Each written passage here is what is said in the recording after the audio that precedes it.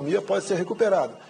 Estamos vendo agora que esse problema está chegando de forma muito forte. Não temos ainda a quantidade de desempregados no Brasil formais, mas na casa de alguns milhões. Os informais foram 38 milhões que perderam quase toda a sua renda, segundo a própria OIT. E estamos enfrentando isso como? Com auxílio emergencial, no primeiro momento, que deve ser prorrogado mais 2 parcelas, não de 600, mas um número um pouco menor, que cada parcela se gasta em torno de 50 bilhões de reais. Não é que eu não queira, é que a nação não suporta isso daí. Né? E a questão do emprego. Nós fomos o país, com toda certeza, que mais salvou empregos no mundo com as propostas nós de ajudar, em especial as pequenas e microempresas. Presidente, ainda sobre a saúde. Muitos dizem que houve falta de diálogo. Como é que o senhor encara essa crítica, especialmente no trato com os governadores e com os prefeitos? A falta de diálogo existe sim, porque os governadores passaram a ser os donos dos seus estados e os prefeitos os donos dos seus municípios. Então o governo federal caberia apenas uma coisa, injetar recursos para lá. Por isso que faltou diálogo. Da nossa parte, por exemplo, desde o começo, não é que eu apostei, eu tinha as informações de fora e de dentro do Brasil que a hidroxicloroquina estava dando certo, de forma não comprovada cientificamente. E não tinha mais outra alternativa. Então, eu joguei nessa questão, baseado em dados, né, em números, em relatos de médicos e pessoas que se curaram, para atenuar esse problema. Teve governador e teve prefeitos também que simplesmente proibiram a administração desse medicamento e não apresentaram uma alternativa. Então, a falta de diálogo houve por aí, que nem tinha mais interesse por parte de muitos governadores conversar comigo. Raros foram os governadores que conversaram. Por quê? O deles estava garantido que era o recurso na ponta da linha. O senhor foi um dos primeiros, se não o primeiro, a alertar para as dificuldades que poderiam afetar especialmente os mais carentes. O governo providenciou a ajuda do Corona Voucher. Como é que o senhor vê agora a ideia de uma renda mínima? É uma nova proposta do Paulo Guedes, que ele fala também em carteira verde e amarela, né? É algo parecido o seguinte: você pode trabalhar e seria um banco de horas, tantas horas, final do mês alguém vai dizer que pagou tanto para você. Se foi abaixo do salário mínimo, você ia ter um imposto de renda negativo. Ou seja, você ganhou R$500, você teria mais 10% que entraria numa conta específica para você. Essa é a ideia do Paulo Guedes, até para ajudar a voltar a economia. Porque se fala em CLT, direitos trabalhistas, né? Bacana, muito bonito, mas para quem emprega a dificuldade é enorme. Então, o que nós queremos é dar uma oportunidade para aqueles, esses exatamente informais, os 38 milhões, que nós sabemos agora que esse número vai crescer mais ainda, porque muita gente da classe média perdeu tudo, vai para a informalidade. Então, a ideia é exatamente isso, é fazer pegar a economia. Não vai ser fácil, mas acredito na equipe do Paulo Guedes. O senhor acredita que vai ser possível prorrogar ainda essa ajuda do Corona Voucher por mais algum tempo? Uma ideia inicial, a quarta e quinta parcela, né, seria de R$300. Eu sei que é pouco, mas cada parcela de R$300 vai custar aos cofres públicos em torno de 25 bilhões de reais. Basta lembrar que o Bolsa Família custa em torno de 33 bilhões por ano. Então é um dinheiro que vai se somar à nossa dívida bastante grande que nós já temos. Há também uma preocupação com as pequenas e microempresas, presidente. Como é que o senhor está vendo essa questão? É possível fazer algo mais por esses pequenos e microempresários? Olha, nós temos feito o possível, tá certo? Não tem um valor específico aqui, mas está na casa de 100 bilhões de reais, ajuda para pequenos e microempresários, que parte do salário é o governo que está pagando exatamente para que não houvesse demissões. Então é isso, essa proposta, com toda certeza, vai ser renovada por parte da equipe econômica. Interessa porque você faz a economia pegar para valer numa situação que nós encontramos, de dificuldade enorme, porque não é apenas pequena e microempresa. Os grandes empresários também perderam, porque o que eles produzem não é vendido na ponta da linha. O comércio foi fechado. No meu entender, foi o exagero, a forma como você tratou essa questão. E o preço vai ser alto. Eu dizia lá atrás, não pode o efeito colateral do combate ao vírus ser muito mais danoso do que o próprio vírus. E, infelizmente, estamos vivendo isso, mas acredito que temos saída para isso. Bom, os números estão começando a mudar um pouco com relação ao coronavírus. O senhor acredita que mais quanto tempo talvez a gente consiga ter um pouco mais de tração, um pouco mais de liberdade para poder voltar às atividades comerciais e econômicas? Olha, os números não são muito precisos ainda, né? A nova fórmula que nós adotamos, que foi muito bem feita pelo Pazuello, nosso ministro da Saúde, nós computamos agora os mortos naquele dia. As mortes que chegam dias anteriores, nós não descartamos, simplesmente computamos naqueles dias anteriores. Então a metodologia mudou e ajudou bastante. Baixou muito no Rio de Janeiro, Amazonas praticamente zerou, Roraima está bastante alto, e São Paulo, não sei porquê, está mantendo ainda esse nível. Tá? Talvez porque em diário oficial da União, do senhor governador do estado de São Paulo, né, de poucas semanas, está bem claro onde as causas indefinidas de morte devem ser acreditadas como se Covid fosse, talvez por causa disso. Agora, a tendência é diminuir como um todo, sim. Estamos notando isso aí.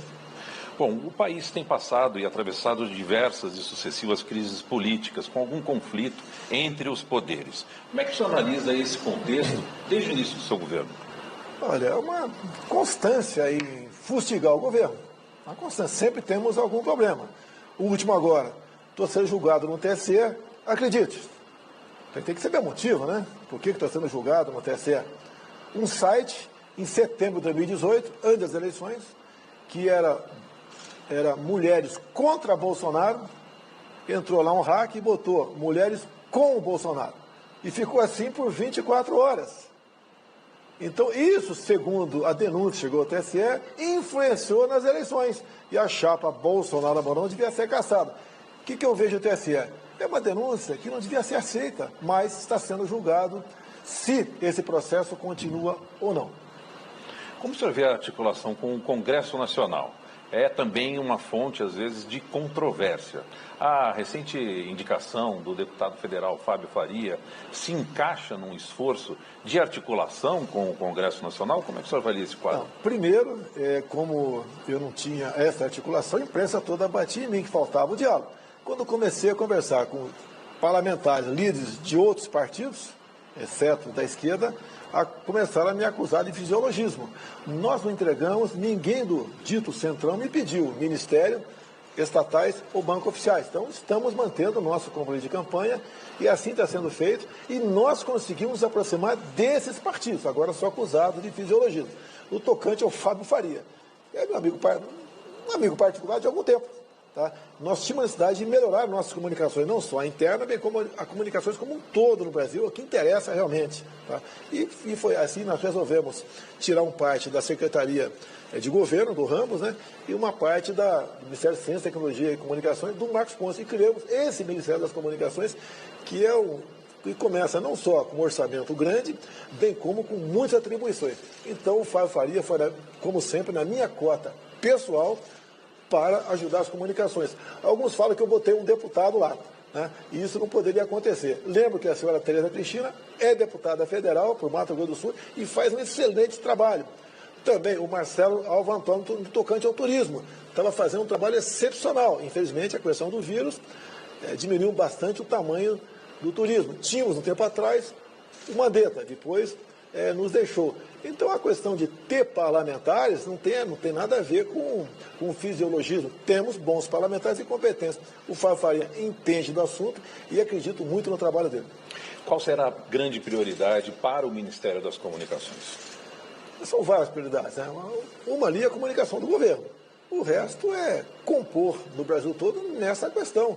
Que, afinal de contas, as comunicações são muito importantes no nosso país. Rádios comunitárias, concessões, tudo isso aí vai passar pelo crivo dele e eu tenho certeza que fará um bom trabalho nessa área. Afinal de contas, né, as comunicações são importantes em qualquer país democrático. O senhor mencionou o ex-ministro Luiz Henrique Mandetta. Teve também a saída do ex-ministro Sérgio Moro. Como é que o senhor avalia essas duas saídas?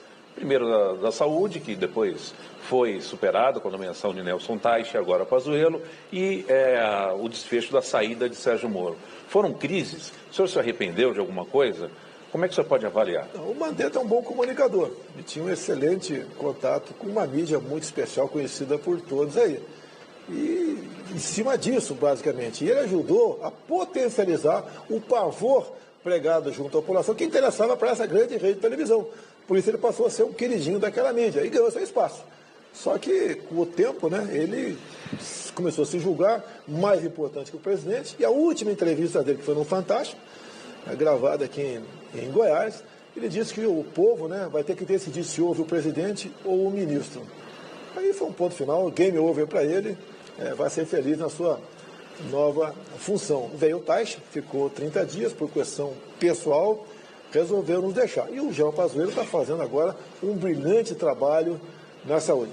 Quanto ao senhor Sérgio Moro, era uma pessoa muito ele, né? Muito ele e mais ninguém. E daí a gente lamenta, porque as acusações que ele fez não colou, inclusive disse que a prova estaria naquela sessão, naquela reunião ministerial que foi gravada, que é comum eu gravar e destruir o chip, por sorte não destruir, e por azar, lamentavelmente, o ministro Celso de Mello resolveu tornar pública toda a sessão, que em parte agora causa um problema para a gente.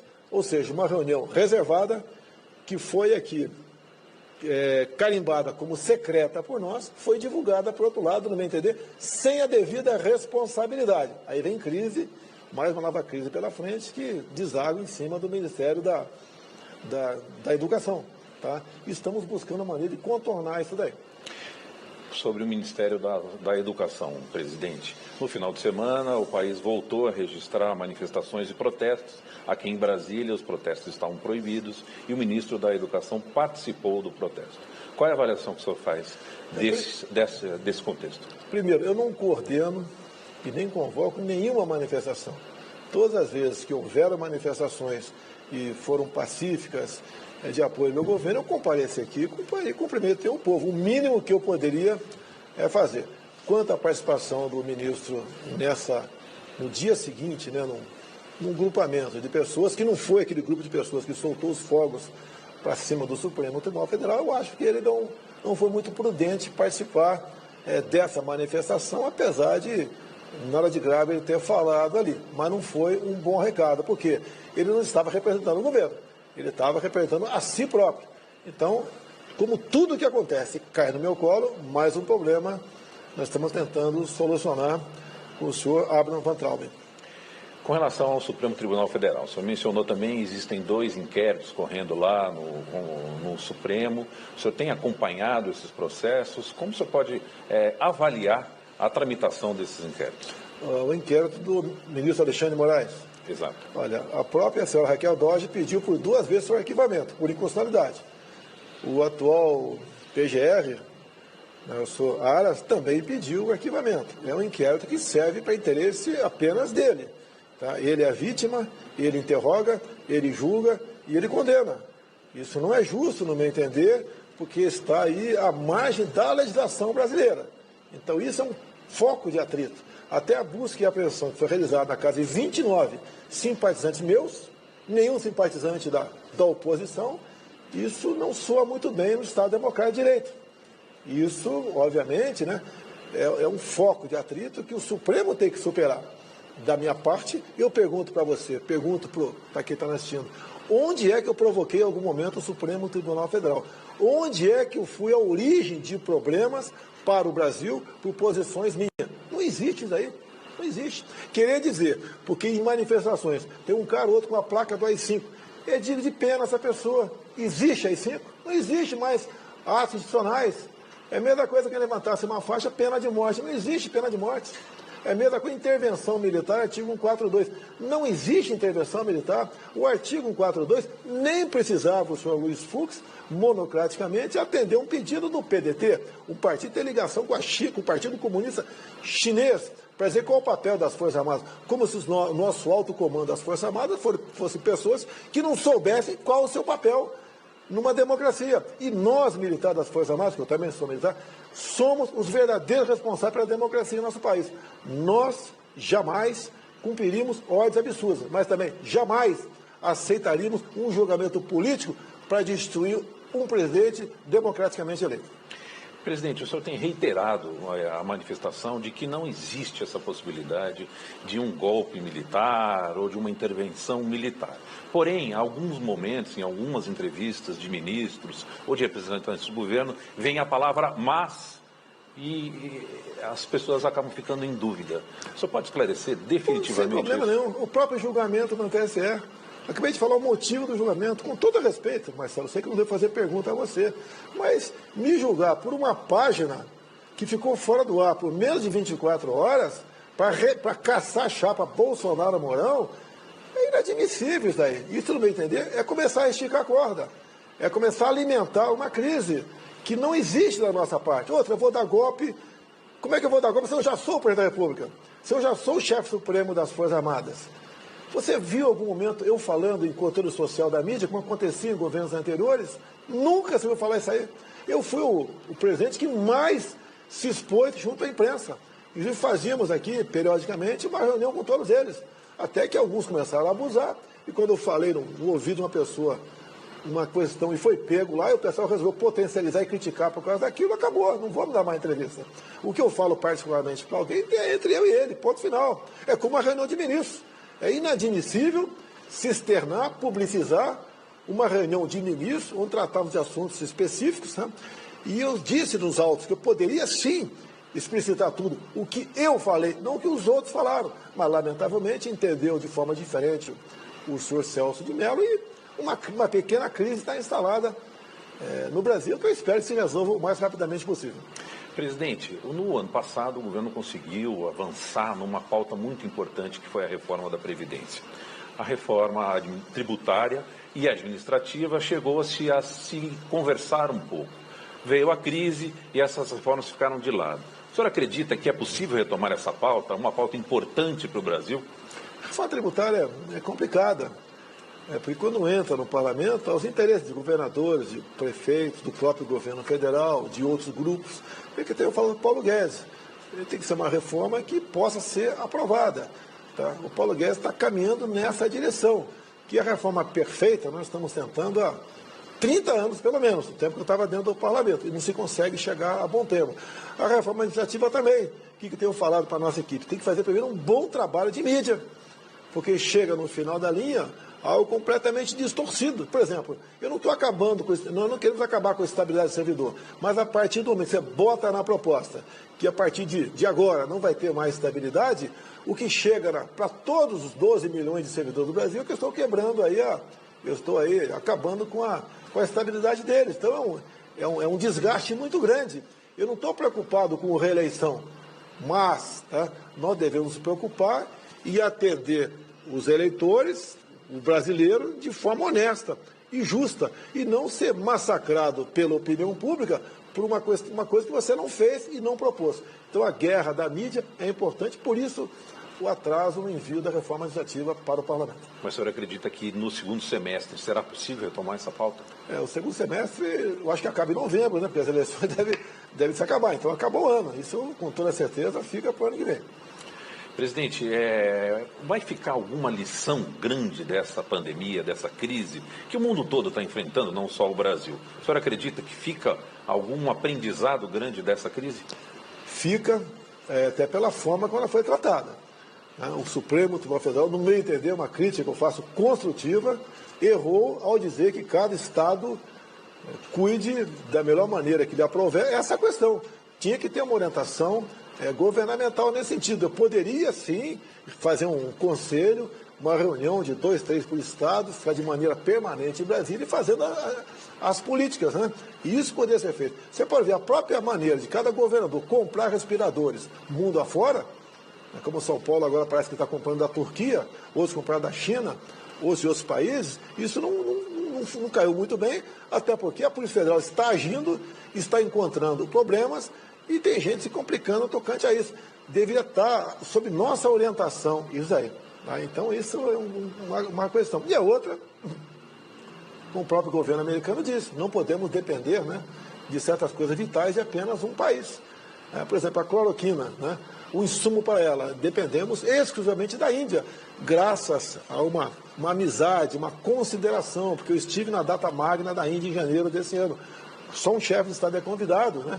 Tivemos o beneplácito aí do governo indiano e nos mandou uma quantidade suficiente de insumos que deu para garantir está dando para garantir a nossa produção de hidroxicloroquina. Agora, devemos buscar insumos em outros países. E parece que um país da América do Sul também tem isso. Então, e outra coisa, você tem que, certas coisas, você fazer, não tem que depender lá de fora tudo. Não podemos ter um país onde, prioritariamente, em grande parte, se preocupa apenas com os commodities. Nós temos que nos industrializar, dar mais atenção ao Ministério da Ciência, Tecnologia e Inovação para aplicar nessa área para o Brasil poder realmente sair, né, da dependência que temos em muitos de outros países. Bom, o senhor mencionou a Polícia Federal. O senhor está satisfeito com o arranjo que acabou ficando na nomeação do diretor-geral, enfim, de como a Polícia Federal está posicionada? Está bem encaminhado isso? Primeiro, no meu entender, foi uma brutal interferência no Supremo Tribunal Federal na escolha do diretor-geral.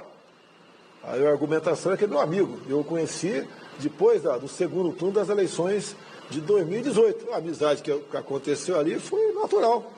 Foi natural, é o meu segurança, eu tenho que conversar com ele, tomava café com ele, etc. Agora, tem ministro aqui como o Ramos, eu o conheço, é meu amigo desde 1973.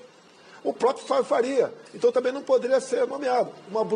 Mais uma brutal interferência do Supremo Tribunal Federal no Executivo. Tá? Não podemos realmente concordar com isso. Acho até que em algum momento eu estou sendo paciente e complacente demais. Tá? Não quero dar soco na mesa e afrontar ninguém. Agora, a gente pede sempre, não afronte o Poder Executivo. Nós não queremos medir força com ninguém. Nós queremos administrar e conduzir o Brasil a um porto seguro, que afinal de contas tem muitas incertezas no ar, tá?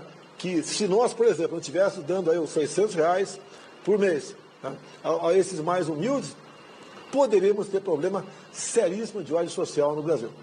Presidente, nós estamos chegando a 1 ano e meio do seu governo. Qual é a avaliação geral que o senhor faz? Foi possível encaminhar as pautas para a qual o senhor se candidatou, se elegeu e teve quase 60 milhões de votos? Deixa eu aproveitar e fazer campanha aqui agora, né? Não é campanha antecipada, não, né? Eu tenho um sonho. Tá? Não é fácil a minha vida, eu não estou reclamando. Sabia, em grande parte, do problema que enfrentaria pela frente. O parlamento, o judiciário, o sindicato, né? Mas qual é o grande sonho? Se a gente continuar razoavelmente bem, nós temos como em 2022 buscar fazer uma grande bancada de parlamentares e senadores, tá certo? E realmente botar em prática o que nós devemos fazer para mudar o Brasil. Alguns querem que eu mude o Brasil em 1 ou 2 anos, como me cobrem recentemente nas mídias sociais. Você não vai fazer nada? Mais uma que acontece contigo, prenderam não sei quem, o que você vai fazer? O pessoal tem que ter paciência. Eu não tenho como bater no peito e eu agora vou. O que eu fizer é certo. Isso não é democracia. Eu acredito na democracia. Vou lutar com essas armas, apesar de alguns outros colegas, poucos, né, não usam essa arma para fazer política ou para atingir o seu objetivo. Vale a pena o sacrifício que eu estou tendo. Agora, minha família sofre e muito com isso, mas acho que vale a pena para o futuro dos meus filhos e netos.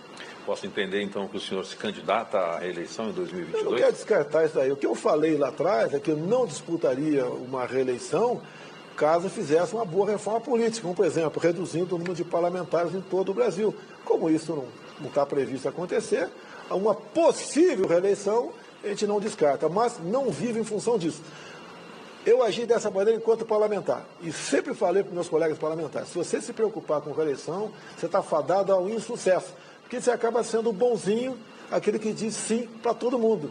E o sucesso da política é saber dizer não. Presidente, para encerrar, preciso informar o senhor que no próximo dia 22 de junho chega o canal AgroMais, um canal 100% dedicado ao agronegócio brasileiro, que vive um momento excepcional. É o setor da economia brasileira que, ano após ano, tem crescido de forma sustentável, respeitando o meio ambiente. E o senhor até mencionou o trabalho da ministra Tereza Cristina. O senhor pode oferecer uma palavra para nós sobre essa iniciativa de lançamento do canal AgroMais? Primeiramente, lá atrás, né, eu dizia que seria muito bom se nós fundíssemos o Ministério do Meio Ambiente com a Agricultura. Depois eu vi que seria um peso muito grande. E voltei atrás. Tá? E o casamento, Tereza Cristina, com o nosso ministro Ricardo Salles, perfeito. O homem do campo, né, não está sendo importunado. O homem do campo está tendo segurança na sua propriedade. Nós somos amigos dos índios, mas tínhamos uma indústria da demarcação em terras indígenas, assim como outras indústrias de demarcações de parques nacionais, área de proteção ambiental, que são importantes, sim. Mas hoje, em torno de 60% do território brasileiro já é protegido. 14% para indígena. E aproximadamente 27% apenas do nosso território, nós ocupamos para pecuária e para agricultura. Então o Brasil está indo muito bem. E temos uma grande área pela frente, a região do Mato Piba. para nós aqui desbravarmos aqui naquele miolo mais ao leste do Brasil. Então o Brasil está indo muito bem e, em grande parte, graças ao agronegócio. Afinal de contas, se tudo parar, você pode sobreviver. Mas se algo do campo não produzir, nós pereceremos. Você acredita que o agro vai crescer ainda mais? Vai crescer mais. O mundo cresce na casa de 70 milhões de habitantes por ano. Tem países que procuram diversificar as suas importações, como tive no mundo árabe. Eles estão intensificando o comércio para conosco. Você não pode depender de alimentação só de um país. Afinal de contas, você pode ter uma crise naquele país, uma crise política, uma crise social, uma crise que venha da questão ambiental e faltar alimento para aquele país. Então o Brasil é um país que desperta a atenção do mundo todo. E nós estamos investindo muito bem nessa área, também através da infraestrutura, junto com o nosso ministro Tarcísio de Freitas, que conclui até o final do ano que vem a ferrovia Norte-Sul, que você pega lá do Maranhão, Tocantins, Goiás e São Paulo. Ele conseguiu, junto com o nosso ministro Augusto Nardes, do TCU também, desregulamentar, vamos assim dizer, a malha paulista. São Paulo vai ganhar muito com o trabalho do Tarcísio. O agronegócio está indo muito bem. O Tarcísio está fazendo um excepcional trabalho nessa questão. Nos portos também. Os nossos portos têm batido recorde de exportação. As pessoas são escolhidas de forma técnica para essas áreas. Então o Brasil tem tudo para dar certo. E o agronegócio é a locomotiva da nossa economia. É uma grande bandeira para o Brasil no exterior, Sim. Presidente. O senhor esteve na Índia, esteve na China, e me parece que com os Estados Unidos a conversa também é importante nessa área, não? É uma certa concorrência nossa com os Estados Unidos, né? Então, com a Índia, tem 1 bilhão e 300 milhões de habitantes. Eu tenho uma pergunta no ar, né? Por que na Índia o número de mortes foi lá para baixo? Lá é o país onde se tira o insumo da hidroxicloroquina. Então eu pedi para nosso embaixador dar uma olhada lá e ver o que o governo Modi fez para que a taxa de mortalidade fosse lá embaixo. Se for a hidroxicloroquina, nós sabemos que aqueles aqui no Brasil, aqueles governadores que proibiram que fosse ministrada a hidroxicloroquina, tem a sua parcela de responsabilidade nesse número de mortes. O governo federal está isento no tocante a isso. Mas a Índia, existe sim um grande interesse nosso na questão do etanol e açúcar, né? E a Índia é um grande produtor disso aí e interessa por parte deles a tecnologia do etanol. Tivemos lá há pouco tempo, foi em janeiro, se não me engano, tratamos desse assunto. Agora, falta uma maior efetividade nisso, tendo em vista a questão do coronavírus, que dificulta essa troca de mercadorias, né? Hoje mesmo conversei com o presidente da Rússia, tratando de várias questões, carne de porco, carne de gado, entre outras questões. Então, não deixamos de fazer esse comércio com o mundo todo, interessa fazer o comércio com qualquer país do mundo, né, com raríssimas exceções, e estamos implementando isso aí. Em grande parte, esse trabalho de sapa, que eu chamo, né, o trabalho de vanguarda, vem do Ministério da Agricultura com a nossa ministra Tereza Cristina. Presidente, de forma democrática e cumprindo com a missão jornalística, o Band News TV estará sempre com microfones e câmeras abertas. Muito obrigado pela sua participação. Hoje, neste dia que a gente inaugura uma nova programação, o senhor foi muito atencioso, muito obrigado. E fica o convite já para voltar e trazer as outras novidades, a gente poder fazer um acompanhamento de como o Brasil tem se desenvolvido. Boa sorte a vocês. Vocês podem fazer bom uso dos nossos ministros, excelentes, excepcionais ministros, que podem trazer informações na ponta da linha, que realmente interessa a todo o Brasil. Que a imprensa séria, aquela que realmente busca vender a verdade, é a que entrevista as pessoas, em especial ao vivo, como estou fazendo aqui agora. Muito obrigado. Muito obrigado ao senhor. Nós voltamos aos estúdios do Band News TV em São Paulo. Muito bem, Marcelo D'Angelo conversando com o presidente Jair Bolsonaro ao vivo do Palácio do Planalto. Um pouco antes você acompanhou também uma entrevista ao vivo exclusiva da Rádio Bandeirantes com o vice-presidente Hamilton Mourão. Aqui comigo a Cíntia, também chegando o Felipe Vieira, que vai ficar por aqui